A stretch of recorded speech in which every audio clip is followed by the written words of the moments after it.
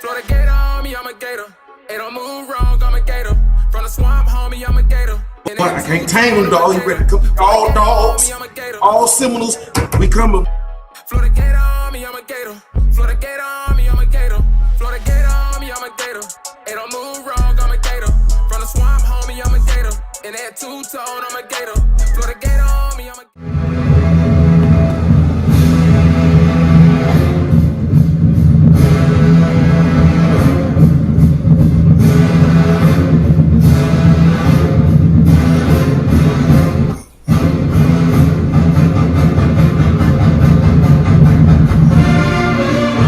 Go Gators!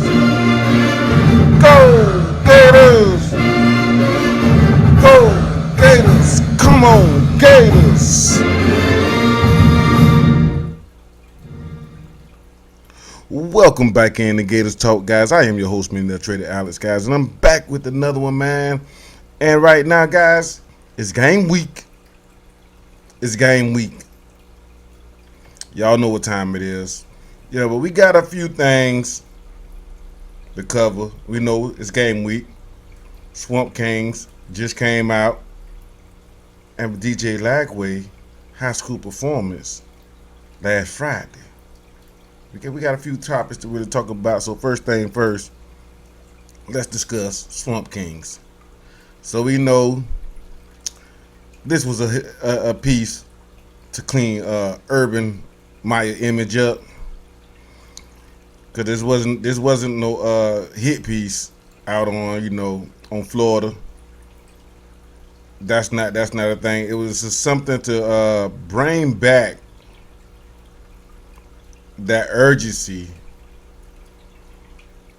amongst Florida Gator fans and the Florida Gator administration, well, University of Florida administration and the coaching staff. Just kind of bring them up to speed and bring the current players up to speed to our tradition. If they would have added, Spurrier in there, that would definitely, kind of. I mean, it did enough. It did enough. It explained Spurrier. Urban Meyer spoke on how he was trying to measure up to Steve Spurrier. That was a tall task, trying to come in behind a Hall of Fame coach, national championship coach, a legend. That's pretty tough to follow. But Swamp Kings was something that was more inspirational on that side of things, and just kind of like show them what they had to do to win their championship during 2008 and 2006. Yeah, I believe Cam a little bit about they kind of diminished Chris Leak, because Chris Leak was the man. I know any Florida Gator fan should know this. Chris Leak was that dude, man. Pretty balls. I mean, just he drove them down the field. I mean, he made mistakes just like any other quarterback make. Wasn't a Heisman Trophy winner, but definitely a top flight quarterback. Shucks, he led them to a national championship. So it wasn't, that type of deal. That's just something they want to. Tebow is Tebow, but that's just something they want to add in to the film and kind of like give a real feeling of what's going on with the Tebow situation and his recruitment and how important it was and things of that nature. Things of that nature, guys. So, yeah. Not only having, Cam Newton on the roster, everybody knew about that, that was pretty big. The recruiting classes were major, and at the same time he had to figure out, showing that Urban Meyer had to figure out how to go from season to season to get these guys to perform at a high level each season. That was something that he was learning to do because he was coming from a group of five. Group of five. Then I don't think Utah was in the Pac-12 yet. So he was coming from a group of five, recruiting at a high level, recruiting players that he never had in his life and how to manage expectations and manage those players and creating the culture, over and over again to be a winning culture. That was something he didn't know how to do, how to build the organization enough to sustain a winning culture. So that was something that was going on within, Swamp Kings. We know the characters. The main guys: Lewis Murphy, Brandon Siler, Brandon Spikes. Ahmad Black. A lot of good guys on that team, on those teams, man. Even Reggie Nelson during that time period, he ended up being on one of those teams. So maybe I'll come in as a freshman or something like that. But Swamp Kings was more about desire and having a fire to want to win the championship. Get your mental, your mindset to a point where, it's championship or bust type situation. It ain't more, it's more than just winning 10, 11 games. It's not losing and winning majority of games. It was definitely about winning. That was definitely what was going on, and how that formula worked to get 2 championships, which they should have had 3, but get 2 championships. And what kind of work ethic they had to have to do so. Swamp Kings was definitely interesting. It wasn't the piece that everybody thought it was. They thought it was gonna get like some type of inside look of the Aaron Hernandez situation and all the bad things that happened on campus. They thought it was a hit piece, but it's not a hit piece. But that was Swamp Kings. Tell me what you guys think of Swamp Kings, man. Get down in the comment section and let me know what you guys think of it, man. I know a lot of people, they liked it, but at the same time, they thought they was expecting something else. And that just, that's what that's what their general thought was, and that's what their perceived notions was. And they got disappointed, and that's what happened when people get disappointed. They like to express that disappointment. So we got a lot of things going on YouTube, people talking about Swamp Kings and what they thought of the documentary. But I thought it was a pretty good documentary. It just, let the Florida fan base know, don't forget who you is, man. Don't forget what we expect of our coaching staff and the university itself. We've become a large brand, a brand that's about championships, and we should be getting back to that brand and not be accepting less. That's what that's kind of like about, even though we're being lenient towards Napier, but we're understanding that Napier wants to bring championships back, and I think he genuinely wants to do that. We weren't quite sure with the other coaches.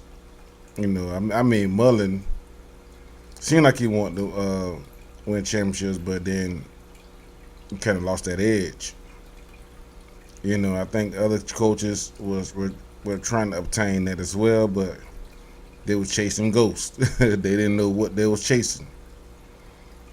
They didn't quite understand what the task at hand and what kind of work goes into completing that type of task.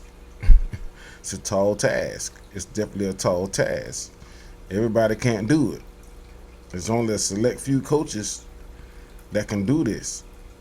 And shucks, not only just do it once, but do it twice. It'll take a special type of coaches. So shout out to the coaches that got those jobs done. So on to the next thing, man. DJ Lagway, 8 touchdown performance.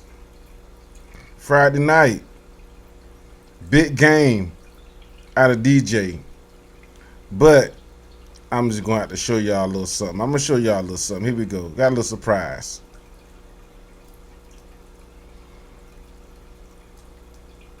That's a good throw. Dude ain't that fast. He's really struggling to get up the field. Touchdown. Beautiful throw. Beautiful throw. Easy throw, back shoulder throw.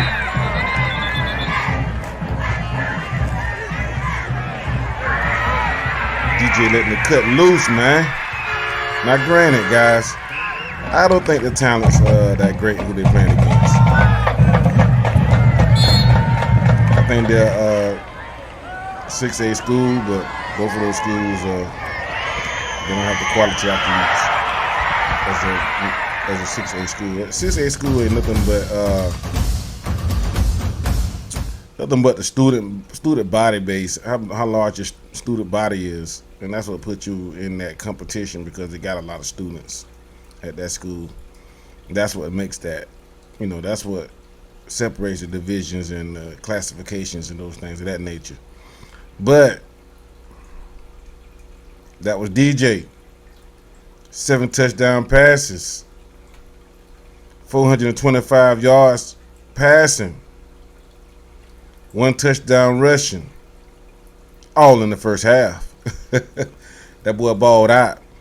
But we definitely want to keep an eye on what he's doing in high school. So definitely with the other recruits as well. If I can find more footage of the other recruits, I will be having that, guys. DJ balled out this weekend. We will continue to follow all our other recruits and our commits. See what they're doing during the season and see how they're performing and seeing if they balling out this year and getting ready to come into the Florida Gators camp come springtime. We're gonna see what they do this fall. See if these guys can really ball out and do what they do. But on to the season, guys. Today's Sunday. We got 4 days into the game. Thursday night, it's going down in Salt Lake City. Now, are the Gators ready? Is Cam rising 100%? That's going to be highly doubtful that he's 100%. But if he's like 60, 70%, maybe 80%, how much production you get out of that guy? Is there any pain in that knee when they go out there and run? Can he withstand the hit on that knee? Because those guys coming very violently and aggressively out there on the field, and those guys are huge. These not no small guys. So, can he take a hit on that leg? We don't know. They got a new football team over there, man. It's not the same football team from last year, guys. It's a brand new season, new teams. Same with our Florida Gators. It's not the same football team from last year. Granted, the same 2 running backs back there. That's a good thing. Few new features on this new ride. You know what I'm saying? But is Graham Mertz gonna be ready to control this offense and be the driver of this offense and be the leader that we need him to be? He's been named the starter, which we already knew that was going to happen in a way. But had to play the game, had to play the politic game, and the competition level, keep the competition level high as far as Jack Miller and Max Brown. So we're going to need some guys to step up this year, So we're going to need the Richie Leonards, the Kingsley Iguakan, Definitely need a couple of these transfers to came in to step up. Taraja Mitchell, R.J. Moulton, Lindell Hudson, Michael Mazuka. Got a lot of guys that got to come in and step up. Even Manny Nunnery, some of the guys that ain't got a starting role. You know, Cam Jackson, Caleb Banks, those guys. Those guys. They know we're relying on these guys heavily. So those guys got to really step up. But we need some of those young guys that's been on this team to step up. Maybe like another guy that needs to step up is Derek Wingo. He's been a vocal leader in the locker room and doing the weight program, and within the summer camp, he's been a vocal leader. He's 3 years on campus. He's been a solid leader, in the locker room area. But now it's time for him to be a leader on the field, to perform at a high level. We need Derek Wingo to step up on defense and be a solid sideline linebacker, hole filling linebacker, a relentless linebacker. We definitely need Tyreek Sapp. We're gonna definitely need him to step up big because of the loss of Justice Boone. Tyreek Sapp going to step up big time right now. Got big shoes to fill. We didn't know what we was gonna get out of Justice Boone, but we know that we're gonna get 100% relentless effort out of these guys. But Tyreek Sapp going to step up and play a major role on the edge. Definitely need Princely to step up in his role. He got the number 1 jersey. Now they gave it to him, but do you think he earned it? I think they should have held out on giving out that number 1 jersey so early in the year. I think they could have, allowed somebody to earn that jersey number, whether that was on offense and defense.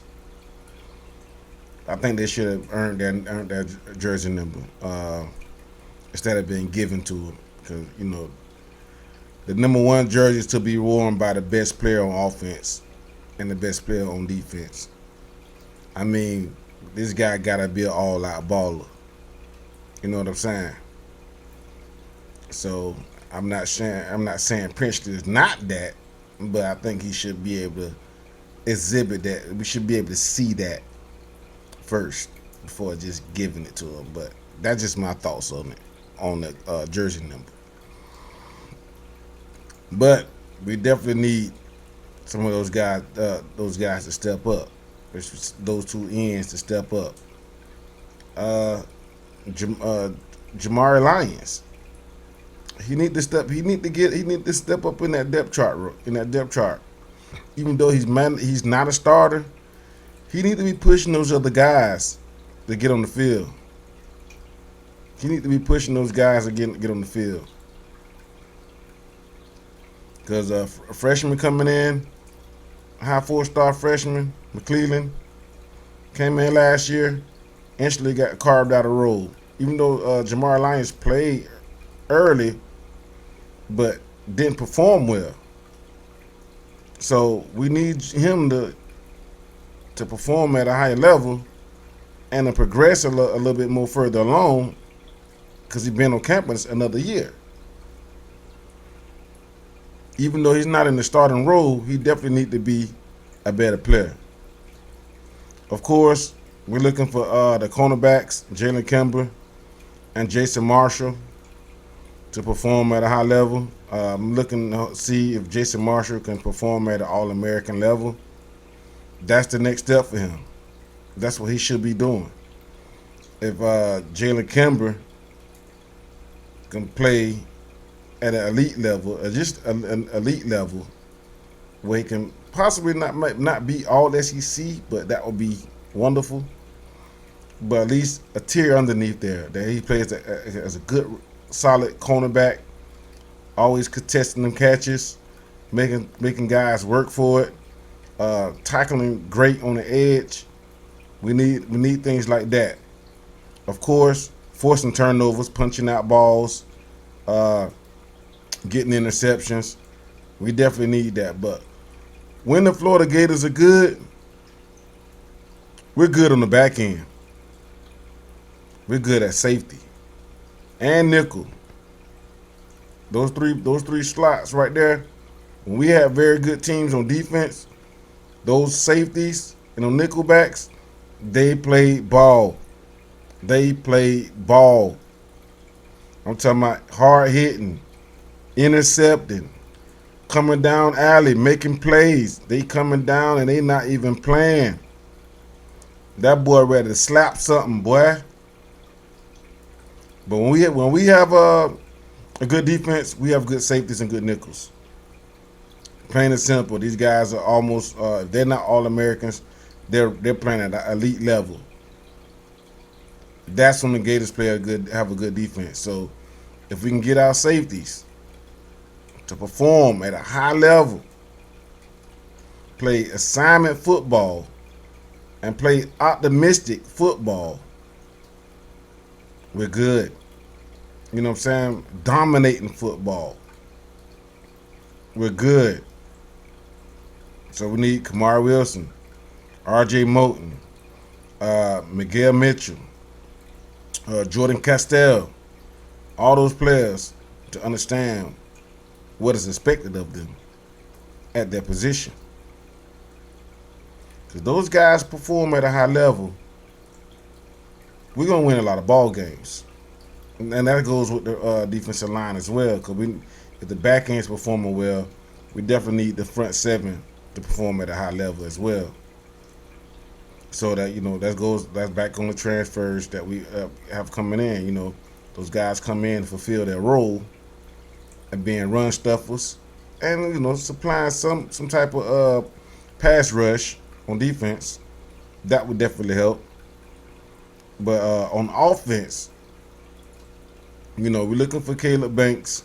Caleb Douglas and Jaquavion Frazier, even Khalil Jackson. Of course, Ricky Pearsall. Definitely, we need more production from the tight end group as well.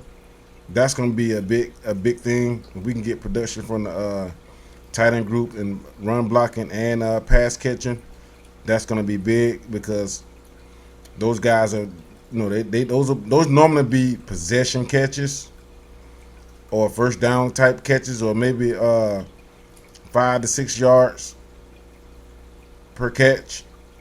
And that's halfway to the change, guy. That's putting us in second and short, third and short situations if those guys can become more active within the offense.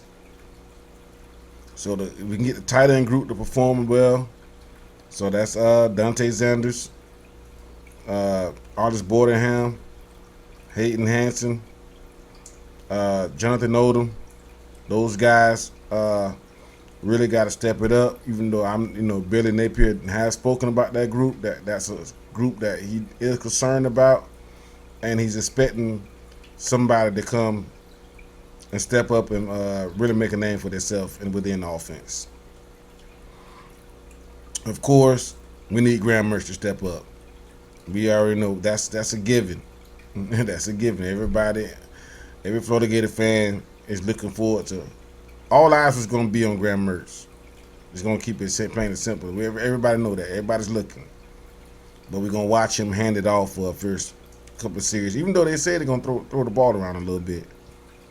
But we're going to watch him hand it off to Trevor Etienne and Montrell Johnson Jr. We did lose Cam Carroll, which is a big blow, man, because heard a lot of great things about him since he arrived here on campus. He's been performing very well. Anybody seen the spring game? He looked awesome in the spring game. I'm pretty sure he put a hell of a fall camp together. And it just hurt my heart to see, a guy come in and work so hard and make a name for himself and it just, his season is going down the drain because of an injury. That hurts my heart, guys. That hurts my heart. Especially when somebody worked that hard and being that solid of a player, just to earn their keep in a strong position room. That's tough. That's tough, man. And he did that. So, man, shout out to him, man.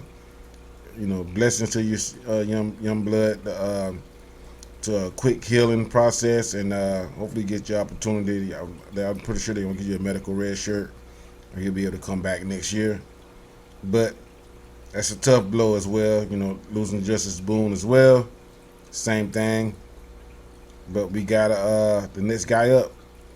Somebody got to step up and be major players within their role. You know what I'm saying? Got to step up and fill that hole, not just be a body. Now, guys, we really don't have like guys that I would say stars. We don't have any stars on this team. Only stars we have on this team, really, like a true star, is Montreal Johnson and Trevor Etienne. You may have players that you like. Well, we talking about a true star on this team. There's no other stars on this team. So, who are going to be those stars on this team? And is it going to be any of the true freshmen? Maybe a Dejon Johnson. Maybe Devin Moore steps up and be a star. Is it Jakeem Jackson? We don't know. Is it Shamar James? These are people that you want to be your star and your studs, but they gotta go out there and perform on the field. Is it do we have a dominating offensive lineman? Is it our boy from out of Trinity Christian? Is it Micah Mazuka? Is Ricky Pearsall going to break out and have a 10 touchdown performance out of the wide receiver position? Get close to 1,000 yards receiving. I mean, he's just stretching the field. Is it one of the freshmen? Aiden Mizell, Andy Jean, Trey Wilson? Who's the star of this team? We knew the stars were on Swamp Kings. It was clear cut. Tim Tebow and Percy Harvin. Brandon Spikes on defense. Brandon Seiler was definitely one. And shucks, Major Wright too. So we knew who the guy, or Joe Hayden, definitely was a star on that team. So is it Jason Marshall? He's one of the guys on defense, but he haven't performed to the level that we expect him to perform at because of the type of talent he is. But he's been performing good, He's not a sorry player. He's definitely not that. So he's been a solid player for us. I mean, they don't throw at him too often, so he's a very good player. Can we get those interceptions? Can we get those turnovers? So if we can get a performance out of those guys come Thursday up in Salt Lake City, I think we can get a win. We can get a good performance for real. If we can get a good performance out of the running backs, Graham Mertz, solid performance out the defense. We can stop the run because they're gonna try to pound the ball. And if we can slow down Keithy, that's gonna be big. And I think our cornerbacks should win the wide receiver matchup. It's about stopping that intermediate stuff across the middle. Can our linebackers cover and make those wide receivers and running backs seagulls? Are they going to contest those catches? Are they going to hit them in the mouth if they come across that field? That's the thing, is they're going to strike fear to the Utah offense. Hey, Utah's been undefeated at home for the last 2 years. They haven't lost. We're going into a hostile environment, whether y'all like it or not. Are they bringing the right energy to go out here and win this ball game? You know what I'm saying? Are we doing that?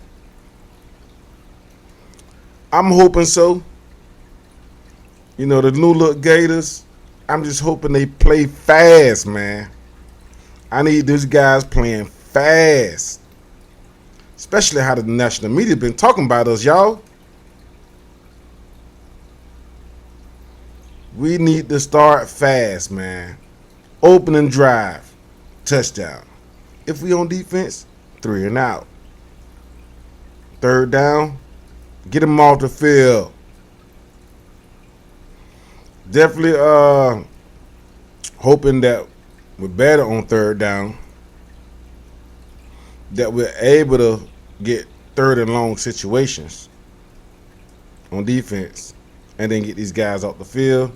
And if they do decide, to march down the field, let's make sure it's hard as hell for them to move the ball on us.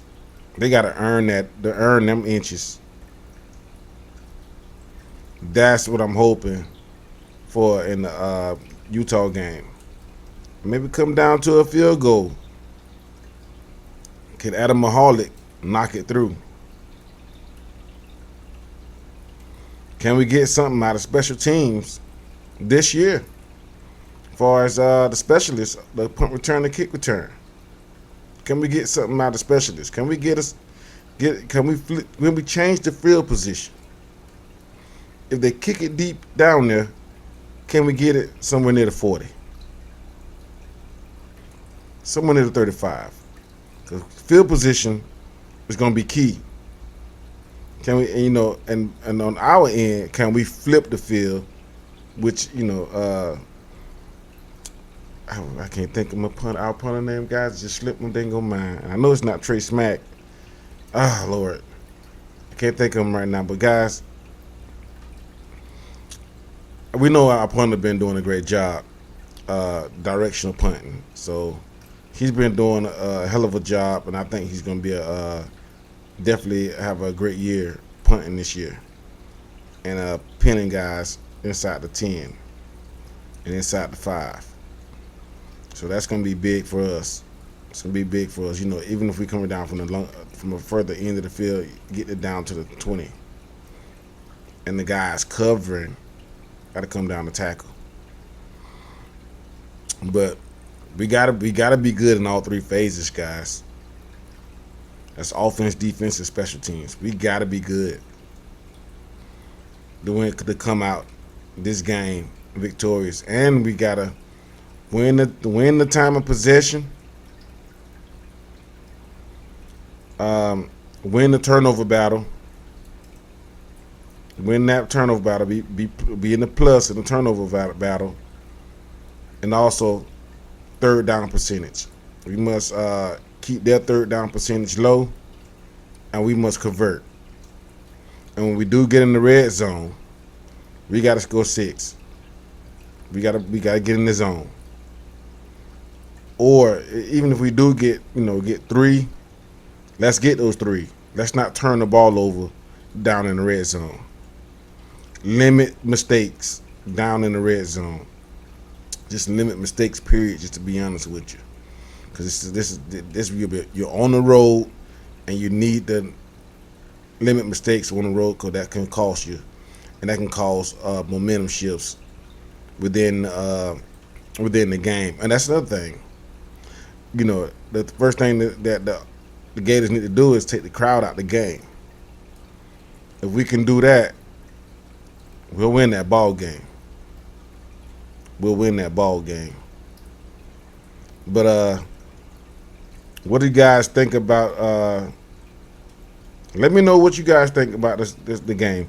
Oh yeah, I'm gonna do I would do a prediction. I'm gonna do a prediction, a score prediction. Of course, I'm picking the Gators to win, and we're gonna win by 5. By 5. So maybe 24. Well, I would say 27. Let me see. Let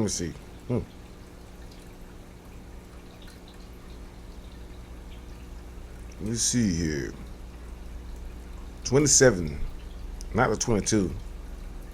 We'll say 26, 21. Well, I'm going to do 27, 21, guys. 27, 21, Florida. Well, about to get on out of here, guys. Y'all know we got to turn it up. It's all about the orange and blue. Go Gators.